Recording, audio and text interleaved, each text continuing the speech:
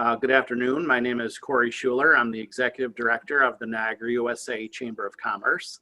On behalf of my colleagues, Dolores Fabiano and Craig Turner, I'd like to welcome you all to the second part of our two-part series on the CanAm border. As you know, the border has been closed for a little over 10 months now, so discussions like these are important. We need to understand the impact this has on both sides of the border. I think you'll find this panel's discussion very interesting, especially if it's anything like part one. And thank you for those of you who joined us on part one. I'm going to throw it over to Craig Turner, who will be moderating today's session. So thank you all for joining, and Craig, back to you. Thanks, Corey. Thanks to Corey and Dolores. Corey with the Niagara USA Chamber of Commerce and Dolores Fabiano, who's on from the South Niagara Chambers of Commerce. We've created a nice partnership here to have these discussions and do a number of cross-border events, cross-border in that they've become virtual now, obviously. But appreciate you all being here for the discussion today. As Corey mentioned, this is the second of back-to-back sessions we're doing. We had a great conversation last week with Ron Reines, Dr. Kay Friedman, and Anthony Annunziata talking about the state of the border, and it ended up being a pretty meaty conversation that ended up having some real good takeaways, some of which I'm sure we'll get into today, but definitely some advocacy pieces for us to all start to rally around. It's very interesting. I mentioned this last week, but planning events like this, you plan them, for speaker availability, and in the hopes that with a couple weeks lead time for promoting the event, that you do well on the timing for an event. And we didn't know that about a week and a half ago, President Biden was going to put a 14-day window on the creation of a plan, which actually put both of our events within that 14-day window. So we're pretty happy about that. We like doing conversations like this right when the topic is on the table and in the news. So if you didn't see a follow-up to that, Congressman Higgins and Congresswoman Stefanik sent a letter with a number of border recommendations. I'm sure that will come up today too on the 29th. Right along with everything that we've been talking about and things that we've been advocating for most of this year, since the border closed back in March. So we're looking forward to a great conversation today. We have some fantastic speakers. We have Eileen Martin, who's a partner with Lippis Mathias Wexler Friedman. Gary Pollard is the president and CEO of Pollard Windows. Pat Whalen is the executive director for Trek in downtown Niagara Falls. And Dean Wood is president and CEO of BorderWorks Logistics. So a bunch of different views. And the way we set up the panel today, a spin-off from last week's panel, which was about the state of the border, looking at from the academic and economic perspective. Today we're hearing from border users. So what are the experiences at the border? What are people dealing with? And thoughts on how the situation could be improved, even as the two countries try to decide what the border situation is going to be going forward. Real quick housekeeping: we're going to keep you on mute just to avoid feedback in the background. But what we want to do is, instead of waiting until the end, we're going to try and go for an hour. We're going to try and be done at 3 and get everybody back to their day. But instead of waiting until the end for a Q&A, if there's a topic on the table that you have a question on, let's get the question asked while we're still talking about it. So what I want you to do is use the chat window for that. I'll keep an eye on it here and try to work any questions right into the conversation. With that, what I'd like to do, maybe each of the speakers, each of the speakers could maybe take 60 seconds and introduce yourself and give kind of an overview of how the border affects you. Maybe Pat, can we start with you? Yeah, sure. Thanks for having me. I appreciate it. I'm the director of the Niagara Global Tourism Institute. One of our 4 pillars is entrepreneurship, and I'm in the Trek building, which is dedicated to entrepreneurs. We're in Niagara Falls, New York, 7 blocks from the Rainbow Bridge. But I also, at least temporarily, am the president and CEO of the Canadian American Border Trade Alliance. Our founding person that started that organization passed away, unfortunately, last July, and I'm sitting in his chair right now. So probably going to lend more to this conversation based on my CanAm BTA hat than my Trek hat. But thanks for having me. Thanks, Pat. Eileen? Craig, thank you for having me on as well. I am a partner in the immigration practice at Lippis Mathias. It's a practice that I started when I came here about 4 years ago. I've been in private practice and I've been practicing exclusively U.S. immigration law for the last 25 years, following on a period of time with the Canadian consulate, issuing visas for people to go to Canada, and several years before that, working with U.S. Immigration and Naturalization Service. My career has always been crossing the border between Canada and the U.S., either living up there at various times, traveling up there, being in contact with Canadians, and most of my practice is assisting Canadians to expand their interests into the U.S., which has naturally gotten a lot more difficult in the last year. Thanks, Eileen. Eileen's been on speed dial for us this year with questions coming into the World Trade Center about people trying to figure out how to cross the border. Gary, with Pollard Windows, can you tell us a little bit about yourself? Yeah, Gary Pollard. I am one of the owners of Pollard Windows, along with my sister. We're a family business, third generation, going into our fourth generation. Been around for 72 years, not myself, but the company. We have our manufacturing facility is in Burlington, Ontario, and our U.S. administration office is in Niagara Falls, New York. I've been crossing the border for work for 25 plus years and working to develop our U.S. market.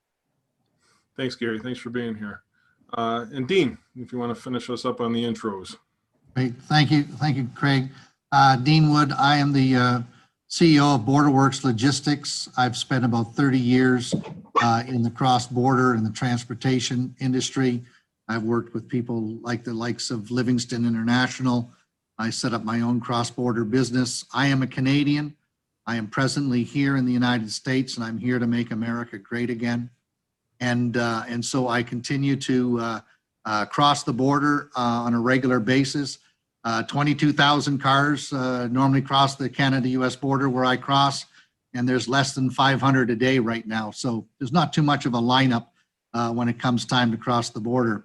I represent a host of Canadian companies that have been affected by the COVID-19 and the government restrictions on both sides of the border.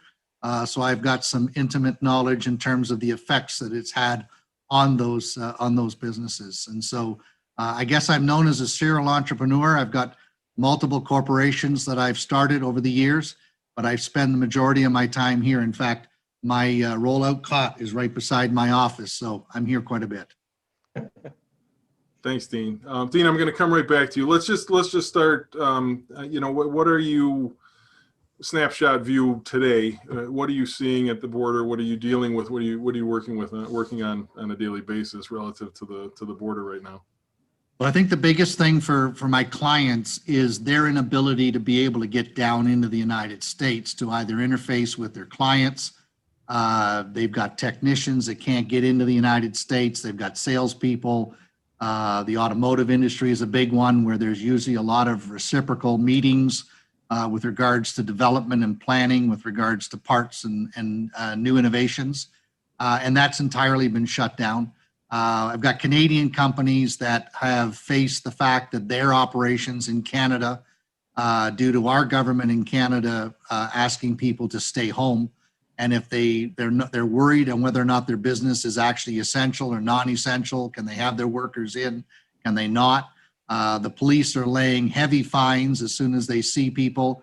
We now have them stopping people on the road after 8 o'clock to find out if they're out for any undue reason and applying fines to them as well. So Canadian businesses are very concerned about being able to continue to service the largest market they could ever service, and that's the United States. So that's a concern. Trade in itself, moving the goods across the border, has really not actually been affected dramatically, other than the perception that some trucking companies felt as though that they couldn't cross the border at first, but now that seems to have all dissipated. But And I think I can tell you, I've got 2 Canadian companies that have now said, I don't need an office anymore. My people are all working remotely. So why do I need a warehouse? Why do I need to spend that overhead? So they've shut down their Canadian operation because their Canadian business represents less than 20% of their overall sales. And they've moved their entire inventory down to us, and we backhaul their Canadian shipments back into Canada. So they need to have their goods where their largest market is at. And just one other point, and that is e-commerce. People that weren't in e-commerce are now in e-commerce for various reasons. And we've seen somewhere close to a 400% increase in e-commerce, and it has not slowed down at all. So the amount of growth that we've been experiencing, don't take this the wrong way, but I'd happily to have a COVID happen every other year, just for the growth that we've actually been able to experience as a result of it. But it is a real stress point for customers that cannot get down and be in the United States and deal with their U.S. counterparts. Gary, you said you've been crossing the border for 25 years. What are you, what's keeping you up at night right now? Well, I was just going to say, to make it simple, ditto, and then you can move on to the next person. But no, you know, what Dean says is absolutely true. You know, crossing the border is, you know, from a physical point of view is if you're an essential business, which we feed an essential industry, which is construction. It's simple, 500 cars a day. I mean, it's a breeze, you know. The biggest challenge that I think that we're experiencing is, again, from our suppliers, that we are supplied from the US into our Canadian manufacturing. We're having trouble getting particular supplies because of shortages. Not to get into other topics, except to say that one of our biggest challenges that's affecting the industry that we're in is the softwood lumber tariffs, and the ability to get lumber, whether it's Canadian or US, with regards to manufacturing products in the US to get up to us. So delays have gone from, you know, 2 to 3 weeks. We're waiting 8 to 10 weeks for doors, for example, to come up. So that's been really challenging. I think the other thing that Dean made a good point about is visiting customers. Visiting customers alone is the biggest challenge. You know, networking is a big challenge right now. I mean, we do a lot of things on Zoom, but it's not exactly the same. I'm the Associate Vice President of the New York State Builders Association, and we meet virtually. It's not the same. It's difficult. We will have a lobby day in Albany later on in May, and it won't be in Albany, and it will be virtual. You know, you know, maybe I'm old school, but the handshake and the face-to-face is much more effective than a Zoom or a phone call. Thanks, Gary. And that echoes a lot of what we've heard with the business development part being the biggest piece. The distribution, the manufacturing, there seemed to be systems went in place fairly quickly over the summer to get those things back up and running. But when you look to the future with growth opportunities, that's where there's a real challenge, especially with no trade shows, no networking, and those kind of things missing. Pat, I want to go to you before we get to Eileen with that same question, and I'll kind of let you choose which hat you want to talk about, the local tourism hat or the bigger picture, CanAm Border Trade Alliance. Well, probably a little bit of both, but I'm going to echo what Dean and Gary said and add in vendors. You know, we build things together in the United States and Canada, and therefore vendors need to talk to each other because there might be some innovation on one side of the border that affects how Gary builds windows on this side of the other side of the border. And if the vendor isn't up to speed, it doesn't go well. And it's pretty hard to have that kind of communication on Zoom. It's a face-to-face thing. So it's really all of these things it's really important that the border open for humans to interact. On the tourism side, and really the CanAm side, it's probably a good thing that I'm doing both jobs right now. I mean, we're not in the attraction business in the Niagara Global Tourism Institute. That's somebody else's job. But we are very concerned about it because we serve the tourism industry here in Niagara Falls, New York. And it's severe, obviously, everybody knows it's really severely impacted. Not as much as Niagara Falls, Canada is, but we're still both hurting. So I just got off the phone just before this call with Public Safety in Ottawa to talk about kind of what's the plan. That's good news that the Biden administration is now communicating with Canada. But one of the fears we have is people, once the border opens, people showing up at the border with a piece of paper that says they've been vaccinated. And in the United States, as you probably all know, the vaccination, the piece of paper that you get when you get vaccinated is issued by a county. And there are thousands and thousands of counties in the United States. So we're going to ask somebody that's at the border in the primary inspection lane to say, okay, this looks legitimate. But you know, we had a problem years ago with driver's licenses because we had 50 different driver's licenses, and we wanted to standardize those licenses so make it easier on the people that needed to look at them, whether it was TSA at the airport or a border person at the land border. So getting that information in a timely way without backing up the borders, which is what we're concerned about with tourism. If there's a lot of trade going back and a lot of passengers going back and forth across the border because it's all of us as tourists or as going to see a customer or going to see a vendor, and the traffic backs up. Now trucks can't get through our biggest borders in Detroit and Buffalo and Lewiston, and or on the other side going the other way. So Canada in particular is really worried about that, and therefore, unfortunately, it looks like these may be the last borders to open up. I understand they're talking about a pilot now between Alaska and British Columbia, and then that is likely to be followed by a second pilot between Vermont and Quebec. So these borders will roll out, the opening of the borders will roll out gradually as the issues are worked out. So we're really trying to get our head around how to streamline the process. And with privacy laws about health information in both countries, it really makes it problematic.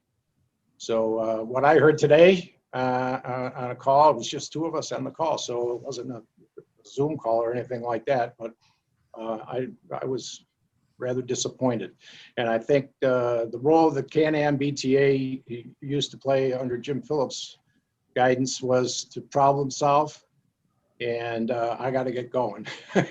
I'm not Jim Phillips, so somehow we've got to get my problem solving hat on and get some help so we can try to figure out how to get information to the borders about health on a timely basis so that we can get the borders back open again. Again, I'll just touch on one other point. I am a property owner in Canada. My wife and I have a place that we haven't been to in 2 years. It doesn't look like we're going to get there this year. And that's also a problem. You know, there's all kinds of ramifications. You know, paying taxes and for something you don't use is frustrating. Plus, I want to use it. So I really want to go to the border. I think there's a whole bunch of people that want to cross that border, and if it opens, there's going to be a rush, and we've got to be able to make sure that we don't get in the way of trucks, especially from Canada's perspective, because Gary's got to get his windows through with his customers in the States. Thanks, Pat. You have a lot of resources on this call that will help you with when you dig into that problem solving, including us, including World Trade Center. Eileen, we've set the stage for the challenges really well here. What are you working on a daily basis here right now with the border? One of my biggest things is, and it's been alluded to, is not calling it a border closure. because I've had several of my own clients who have visas to work in the US who've called me at various points over the last 10 months and said, hey, when can I go back to the US? And I said, what's stopping you? Well, you know, COVID and the border closure. There's no border closure.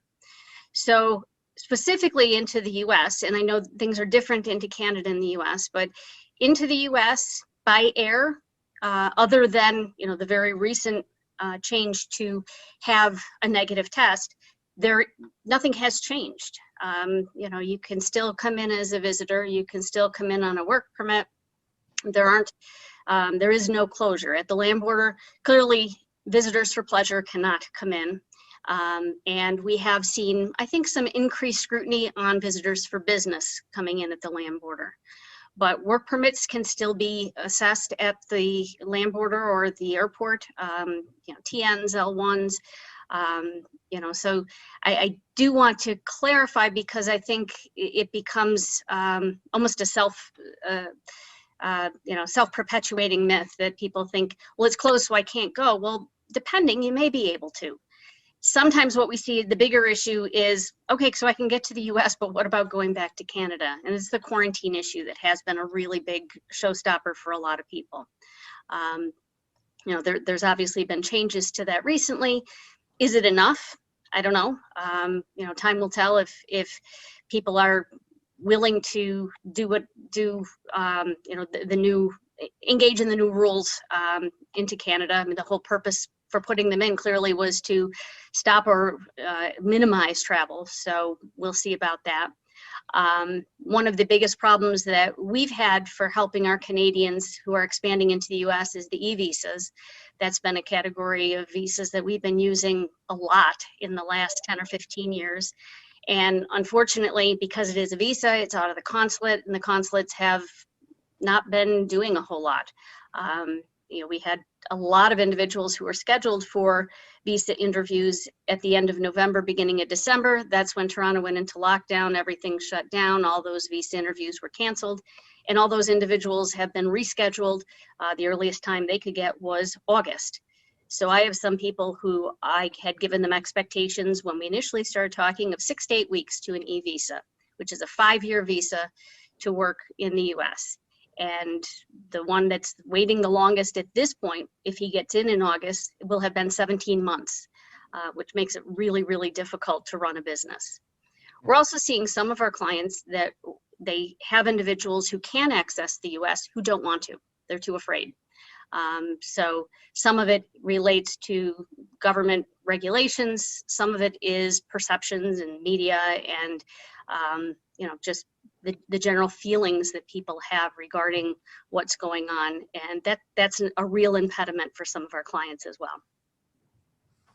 Thanks, Eileen. I want to talk about solvable problems, solvable in a rhetorical sense here on the call, but I've got the letter from Congressman Higgins and Congresswoman Stefanik from last week, and this question is kind of geared towards Dean and Gary specifically, but you know, their 5-point plan, it's a high-level plan. Establish a bilateral plan for restoring travel. That's the obvious one. Vaccines and testing for CBP staff, allowing for families to reunite, developing a policy for property owners, and then reciprocal access relative to boundary waters. Are they on the right path? You know, you're using the border every day for different purposes. If you had the congressman and the congresswoman sitting here, would you add to their list? Would you make it more tactical? What are you seeing that could be a takeaway from this conversation? Well, I'll jump in here. I don't even think they got the hammer in their hand, let alone hitting the nail on the head. Quite frankly, the whole thing is you've got health officials that are making these decisions, and God bless them for looking after the welfare of our citizens. But you have nobody at the table that actually understands trade and understands the impact of a restricted border. They need to, you know, I understand the plight of reuniting families. I have drivers that are living down here that have in the United States, and they have their wives in Canada, And maybe for a good reason, they haven't seen them for a year. I don't know.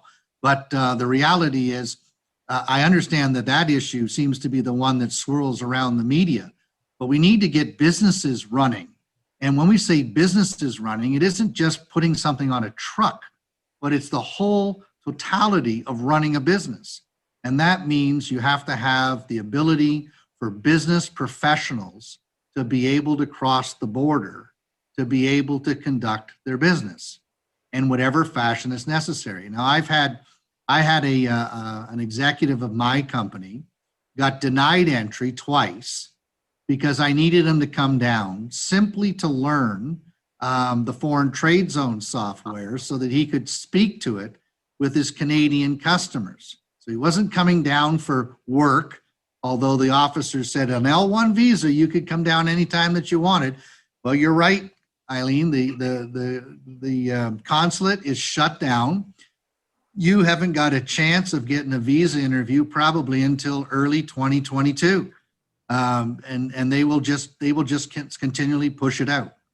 And that doesn't make any sense, because you could literally bring one person in that building at a time with all the necessary precautions. My goodness, they're behind bulletproof glass, for crying out loud. It becomes a point of being ridiculous as to why these restrictions are causing this entire shutdown. That means the rational side, the balance to it, and I'm not asking to go to the opposite extreme, but there just isn't any balance. So if I had the congressman members in front of me, I would say they need to take a serious look at what it takes for businesses to properly operate cross-border. It's more than just your freight on a truck. It's more than just the few people within your organization that have the applicable visas that give them uninhibited access to the other market. And they need to understand that. And I think that is a big factor that's involved. I think the other thing that we fail to realize is the air quality. The people in a grocery store in Niagara Falls, New York, are just about the same as the people in Ontario. So I'm not sure, just because we have a different citizenship, that we are more apt to spread the virus or not. Now in Canada, they're about to put in the restriction that if you come in by airplane, you will be put up in a hotel at your expense. And the hotels around the airport that have all signed up for that service are a minimum of $2,000 out of your pocket. Well, it's basically going to tell everybody don't come, because they just won't come out and spend that kind of an expense. That's why you don't go to Thailand right now. You don't go to a lot of the places, Japan and places like that, because of this added expense. So the reality check is not there. And I don't mean to sound negative about it, but this has gone on for a year. The mental stress on business owners in the last year has been excruciating. And I think that there needs to be a bit of a reality check with our politicians. Quite frankly, the Biden administration and the Trudeau government in Canada will do very little to focus on opening the border before they shut it down even further. There's even been talks of a complete shutdown. There's even been talks about trying to restrict the type of trade that's even able to go across the border. And so that's even a bigger concern if this thing doesn't get handled soon enough, and if the vaccines don't get out there soon enough. And as you say, there'd be literally no way to really police whether somebody has legitimately got the vaccine or not, and whether they should be allowed to come through the border. So I think we have something that's going to drag on for a little bit more time, and it's going to be a challenge for businesses for sure. Thanks, Dean. Gary, I realize I posed you a question from two U.S. Representatives, but what are your thoughts on where that conversation's headed? That's okay. I had an American grandfather, so Perfect. you know, maybe that works for me. But he was from Indiana, so.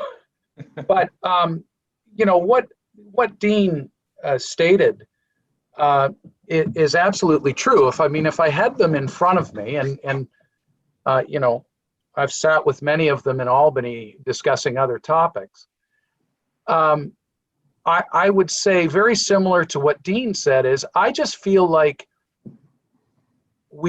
as much as I respect the medical field, I respect the frontline workers, absolutely no. We aren't looking at trade. We're making things very difficult. And I would suggest the guy in the booth at the border, depending on who you get, every interpretation from every person is different, whether you can come across or you can't come across. You know, I have friends that are also have businesses in the U.S. One in particular, his L1 ran out because he was going for his E1, and just before he was supposed to go to the consulate, boom, it's over. So he's debating what he needs to do to be able to work in the U.S. In my case, I got an L1 from a green card. I went to an L1, and I've applied for an E1, and I've been waiting and waiting and waiting and waiting and waiting and waiting. The frustrating part is I believe the U.S. and Canadian government somewhat have been running a little bit from fear. And I find that from an information point of view, it's just not clear for business people. There is no clear direction. You need to find your own way. I luckily have an L1, so I can continue to do what I need to do, right? But with all the restrictions that I have, of course. But it's, you know, if they're going to talk about things, talk about opening the consulates up. Talk about opening the consulates, opening up business, okay? Another comment that Dean made is, you know, we live on the same continent. It isn't horrible. We're humans. We're going to get sick whether it's in Toronto, Montreal, or whether it's in New York City or Albany. If we're going to get sick, if we don't wear masks and we don't do the things we're supposed to do. I want somebody, and hopefully with President Biden's initiative and our Prime Minister's initiative, that somebody takes the bull by the horns and really starts looking at this, because we're going into trillions. You know, the U.S. is already in trillions of debt. We need to start moving forward and keep business rolling. Pat, let me build off on that for you, because one of the things we talked about last week was when President Biden was inaugurated, a lot of us in the region, again, the further you get away from the border, the less people seem to think about it, but a lot of us in the region kind of thought that was going to mend things and move things forward a little bit more. So when the President Biden announced the 14-day window for the plan, the next day, the Prime Minister turned around and said, no, we're locking things down more, which caught a lot of us off guard. Did it catch you off guard? What Absolutely. Going to happen? Absolutely. Very frustrating. Very frustrating. You know, again, I hate to use the term, but it's politics of fear, right? Who wants to be the guy that has the most deaths? You know, I mean, that sort of thing. Nobody wants to be that guy. So, and I think in Canadian politics, to a certain extent, I think that there's we want to work closely with the U.S., but at times, and maybe I'm speaking out of turn here, but at times I think there's a moment to say, yeah, well, we also have to stand up, quote unquote, to the U.S., not be bullied, if you like. And I think that's where I get frustrated with decisions. Make decisions that are logical. Work with the people that you need to work with to make logical decisions.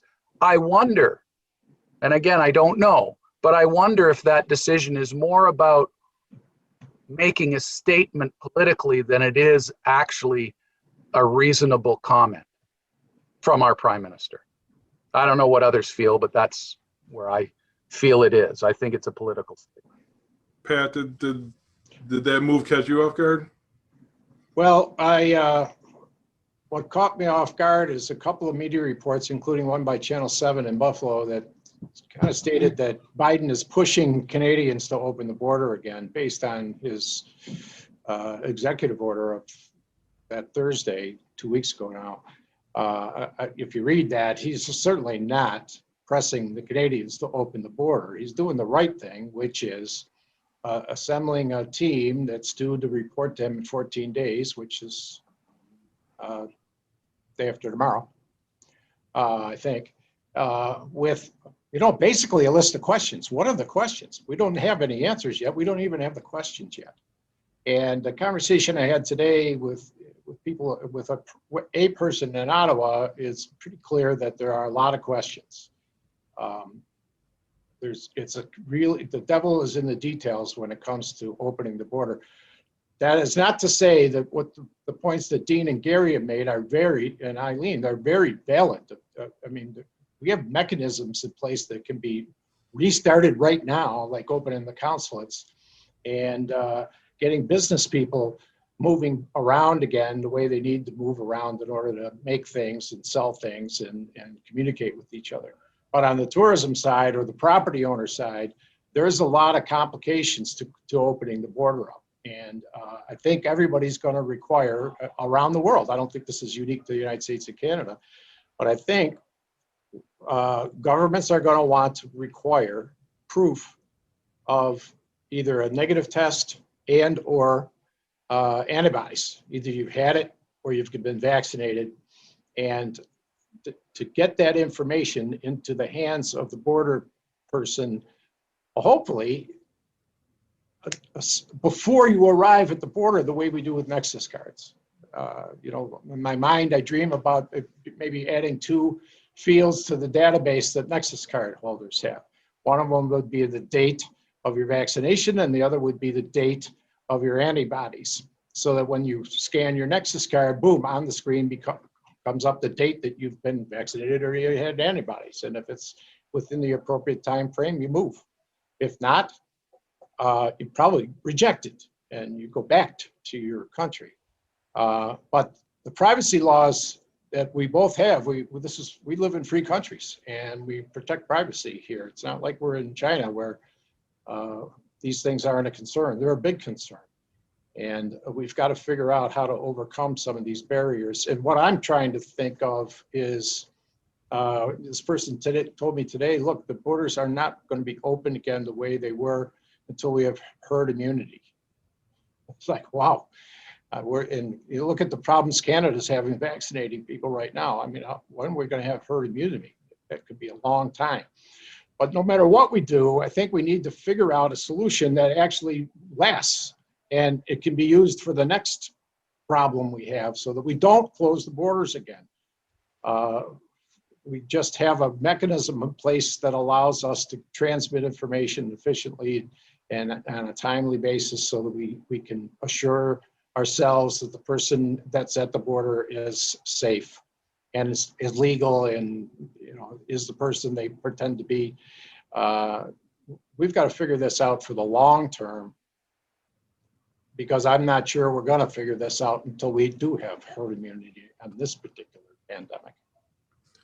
Thanks, Pat. I want to come back to you, Pat, on the homeowner thing, but I want to give Eileen a chance to answer that last question about, the solvable problems. Where I'm going to use the term low-hanging fruit, but in which maybe nothing's really low-hanging because we are doing policy between 2 sovereign nations. But where where in the immigration world do you see opportunities for these are things that could actually get done that would have a benefit? Well, the e-visa has come up a number of times, both myself and others. We had a call with the consular officers who handle e-visas back in August, and they said, well, one of the first things they did when the pandemic hit was to stop waiving e-visa interviews. It seems to me that only makes sense. Why wouldn't you waive interviews when somebody can get a visa? And as a result, up until and they said, oh, we're getting a process in place. Last week, we started to finally see some individuals getting their e-visas with waivers of their interview. these are people who've been interviewed before already, that they're known to the US government. The other thing is, if we can have a meeting like this over Zoom, why can't you do an interview over Zoom? A lot of these interviews are 5 or 10 minutes. They really are short because the paperwork's all in, the officer's already reviewed it. You know, business has had to adjust. I think government needs to do some adjusting as well. And it's a little precocious of them to sit back and not do a whole lot and say, oh, our hands are tied, we're in a pandemic, when business is figuring out ways to try desperately to keep moving. I think government needs to be trying to do that as well. Thanks, Eileen. Pat, and thank you all for answering that question, because we know, especially following the first session, that coming out of this is going to be some kind of advocacy statement with it. We had a number of folks at the last session offer their help to put something together. So we appreciate that. Pat, I want to kind of get to Gay's question in the chat, but I want to rephrase it a little bit. Specifically, Gay talked about the Whirlpool Bridge and the opportunities there, given what you said before about not interrupting trucks. But one of the big topics that came up last week was, we spent a lot of time talking about President Biden, Prime Minister Trudeau, but we talked about the role of the state and the province and everything that's going on. And then I'd like to add to it, based on Gay's question, the local governments and their role in all of this, because there seems to be things that they can be doing to help mitigate, at least, even if they can't make decisions on the border. Gay talked about some of the things that are happening locally to make it even harder for the property owners. What's the role of the local governments here to try and help create a better environment given the circumstances? Well, obviously advocacy, that would help. In the United States, and I'm not sure how Canadians will prove that they've been vaccinated, or tested. So I was tested last week, and I've got a piece of paper that was issued by Niagara University in lieu of it being issued by the Niagara County Health Department. So I can imagine if that was what I was going to use at the border, they all look different. Every county is going to have a different piece of paper. I'm not sure that all the proof of negative tests in Niagara County all look the same. So I'm not sure that other than the counties, local counties and state governments ought to be trying to get themselves organized so they're on the same page, so they can have an organized voice. And that's probably easier in Canada because, as you said, Craig, you know, you get 60 miles away from the border in the United States. And I mean, Niagara Falls, one of the benefits we had of tourism in Niagara Falls this summer was we had thousands and thousands and thousands of people, Americans, that came here thinking they could go to Canada. And when they got here, they said, what? The border is closed? We had no idea. And they stayed here in Niagara Falls. So our tourism numbers here are about double Niagara Falls, Canada's tourism numbers. And that's just because we're uneducated in the United States about the border. People just showed up and were shocked to find out it was closed. So, so to get your government in Arkansas to realize it's important that they have a common system with, say, New York or Michigan, or some county in New York or Michigan, it's almost impossible, right? That's a lot easier in Canada. Canadians realize the importance of the border. Pretty much everybody in Canada, certainly all the provincial government leaders do. But in the United States, that's far more difficult. I think Higgins and Congressman Stefanik have a role to play here. They're co-chairs of the Northern Border Caucus. And the Northern Border Caucus is made up of members of Congress that touch the border anywhere in the United States. So they can be Montana or Washington State, Idaho, Vermont, Maine, Alaska.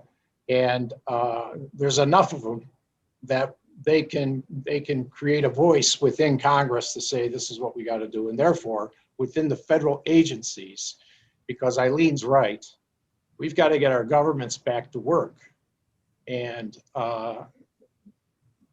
the House basically holds the purse strings, So I think they can go to bureaucrats that run customs or FDA or whatever the agency is and say, guys, get going. We've got to get this, we got to get trade moving again. And start with the low-hanging fruit. Craig, there is low-hanging fruit, and it's been mentioned on this call already. E-visas, consulates being open, things like that. There's plenty of things we can do to actually get the trade moving more efficiently. Even though it's moving, it could be more efficient. Tourism, though, I think is way off. Frankly, I'm afraid it's going to be not until we get herd immunity that we're going to see tourism recover. Thanks, Pat. The challenges on the local government side is even back when we had the, our first roundtable back in, I think it was May with UB and Brock. We're having a roundtable about, about the property owners and the various things that can be done. And at the same time, I think it was the same week, a bunch of towns actually, the town councils actually passed resolutions saying we encourage the federal government not to open the border while we were having those same conversations. So, Dean and Gary, do you want to weigh in on what state, provincial, local governments could be doing from your perspective as well? Well, I think simply from my perspective, the local governments, specifically the border towns that seem to be most effective, or as Pat suggested, are more aware, should be having their own task force or groups to have conversations, much like we're having now, but with businesses that are in their communities, that located in their communities because of proximity to the border, okay, and have those conversations. Exactly what you were asking me. How are you doing? What's going on? What are the challenges you're running into? So that taking that, and then in Canada doing it regionally, in the US doing it county-wide, but beginning the process of understanding the effect as opposed to, there's sick people over there, we better not have them cross. It's important that the local communities assist us in terms of, because if the business isn't there, they don't get the taxes, everything's done, right? So from my perspective is the local communities would have a lot more impact if they looked at, instead of just looking at the health part, which is absolutely important, look at the trade part, because they're the ones that are right at the bridge, for lack of a better description. They're at the bridge. They understand tourism. They understand trade. And so they need to be the ones to absolutely get their voices out there. And they'll get to Queen's Park in Toronto, and it will get to Ottawa. But if they don't put it together and talk about it and simply say, as you had suggested, to simply say, well, you better keep them closed. We don't want those sickies over here. That's not going to work. That's just not going to work for trade. I'll give you an example, Craig. The border town mayors got together in Ontario and said, keep the borders closed. So to Gary's point, they're not spending any time speaking with the businesses that they are actually affecting. They're, again, working on the basis of fear, grandstanding politically that they've got a little bit of power now to be able to flex their power and to negatively affect businesses. And that's not a good situation to be in. Isn't it ironic, though, thousands of truckers, unvaccinated truckers, thousands of them go through the border, and we have yet to have an outbreak of COVID in a customs facility. So since for almost a year now, thousands of unvaccinated people coming in contact with more people than you would find in a grocery store in the travels that they make. And we have not had a major outbreak. So if the border needs to be so restricted, I'll use Eileen's terms, not closed, but so restricted to essential services, well, I think the best place to be right now in either country is at the border because it's got such a flow of people and no negative impact. So I think the thing is, the balance hasn't occurred there yet in our governments. And I think that's going to be the inline challenge. We've gone through SARS, we've gone through various issues that we've had in the past where we've never gone to this degree that we've ever shut down and restricted people's individual liberty as much as we have during this. And for anyone to raise one bit of an ire about, it's too much, then we are such a nasty group of people because we want to hurt all these people. And as to Gary says, we're not taking away any of the health risks or concerns. Absolutely. I spoke to my staff. I said, there's an individual, we have a number of staff in here, and we had an individual that was at home on the weekend, a couple of weekends ago, wasn't feeling well, decided not to come to work, went and got tested, and she tested positive for COVID. So I said to everybody, I got everybody together, and I said, listen, if we follow the health guidelines, all of us, every one of us in this building should go home and self-isolate for 2 weeks. What I will do, if we do follow those rules, is I'll file Chapter 11 the moment we send everybody home. And there will be no business to come back to. So there's the extreme that everybody would like us to do. So what about the balance? Well, the balance is if you're not feeling well, you don't come to work, you wear a mask, you wash your hands often, you keep your distances, and we protect the economy that's actually paying for the health services to help people get through this. Because without it, it's all going to be dead. And so that's where the balance doesn't seem to come into play here. But I think local, like 90% of the Canadian population live within an hour of a border crossing. We know everything there is to know about border crossing because it is our livelihood. 80% of Canadians depend on U.S. businesses' success.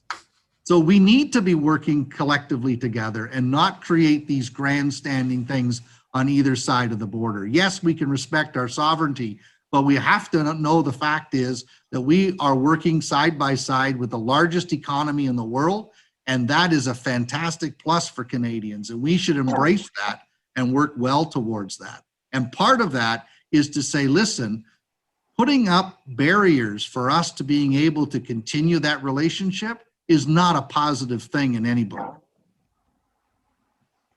Thanks, Dean. Let me. We got just a few minutes here left. I want to get everybody back. Thank you for a great conversation. I want to kind of leave it with a final thoughts from everybody, and I'll phrase it this way. And maybe Eileen, will start with you. What are you going to be watching over the next several weeks, months, as policy is created and conversations are had?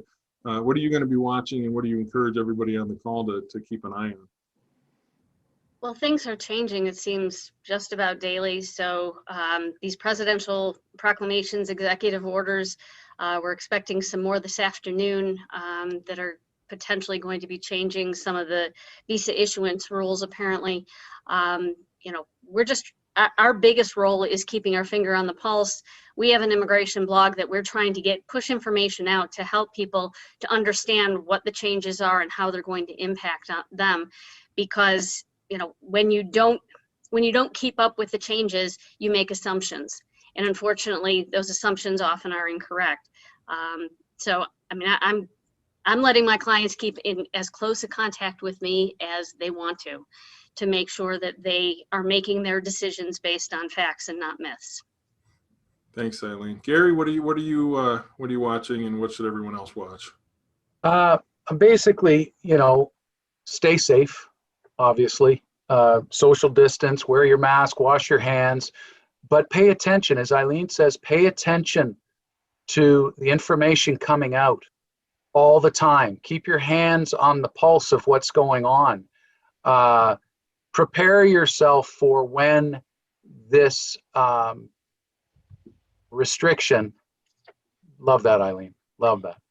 When this restriction is over or ending, be prepared. Don't scramble at the end and call the Eileens of the world and say, oh, I now need this, I now need that. Put a plan in place as best you can with the information that's coming forward. Thanks, Gary. Dean, where are you going forward here? Well, as I said to my staff, I said, if you read God's word, it says, this too shall pass. And so, we are survivors. We're resilient. Our two countries have a phenomenal history and heritage. We don't leave it up to governments to figure out how we're going to solve things. We have the innovation of business owners and entrepreneurs and people like in forums like this that can start to talk and figure out how are we going to figure this thing out. We will face the restrictions as they come at us. We will adjust as we need to. We will pivot, as that kind of term has come out in recent months, to be able to make sure that we can still survive. And I believe strongly that the positive that's going to come from this, I predict that 2021 will be the year of the hug, because as soon as we can actually hug somebody, don't care who it is, we're just going to hug everybody we can. And I think we're going to come out stronger on the other side. I think we've all, on both sides of the border, have recognized the value of our social beings and how much it means to us to be able to connect with one another. So I think that there's going to be some positive that comes from this. I really, truly do believe that. And I think that there's going to be some relationships business-wise that will become even stronger as a result of what we will rush towards. And I think Gary makes a good point. Make sure you've got a bit of a plan in place.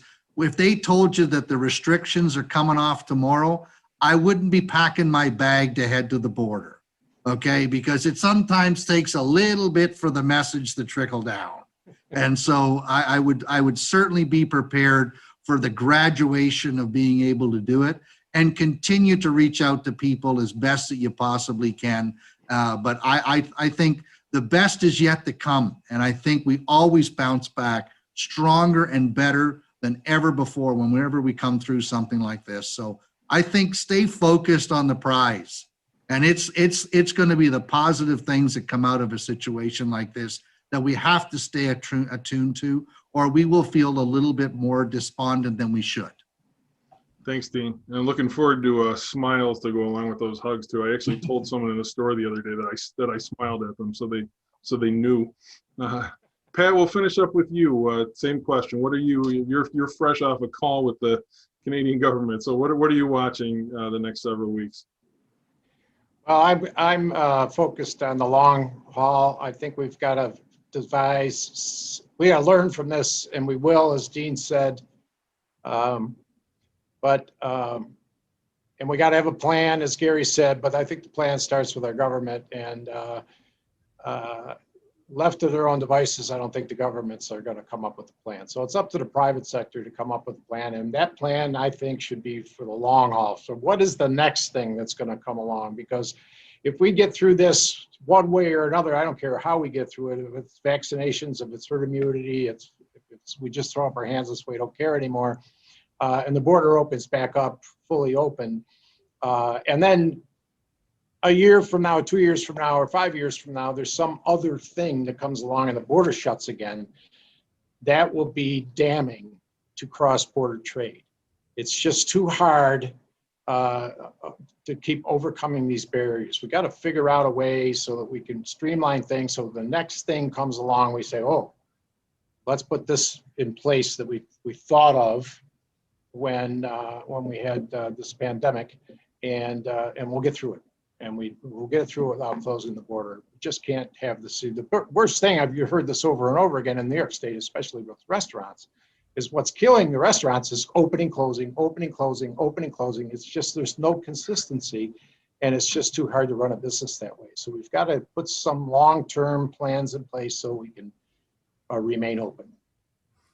Thanks, Pat. Thanks to all of you for a great conversation today. For Mark and Caroline, who both dropped questions into the chat, the answer to both of your questions is yes. Mark, thanks for sharing your contact information. Caroline, yes.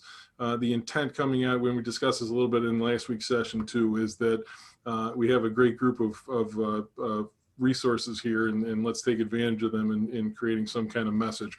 We're figuring out what that's going to look like, but We have University of Buffalo, and we have Brock University to help shepherd us through that. So thank you again for being here. Thanks to Corey, Niagara USA Chamber, and Dolores at the South Niagara Chambers for helping put this all together and promote it, and for all the work that's going to come now. I have to say that the idea of bringing the local governments together around this topic seems like a great Chamber of Commerce initiative to me.